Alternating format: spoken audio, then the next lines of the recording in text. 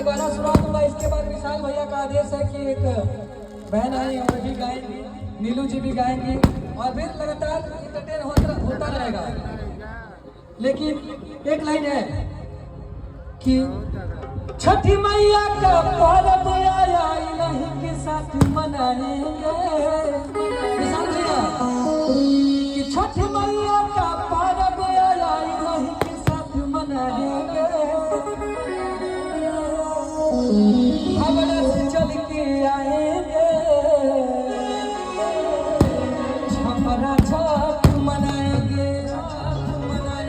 लेकिन हम एक ही गाना खातिर गाएंगे का भैया, कि हम किराना वाला लोग खातिर गाए ना।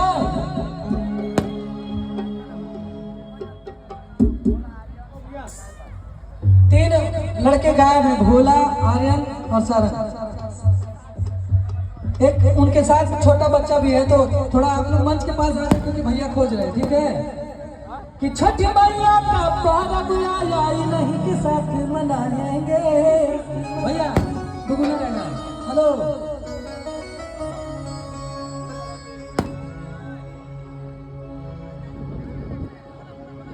चलिए हम एक गाना के लिए गाएंगे क्योंकि विशाल भैया का आदेश है। ठीक ठीक ठीक हाँ। हेलो, यूपीआई ट्रांजैक्शन बड़े जोर शोर से चल रही है।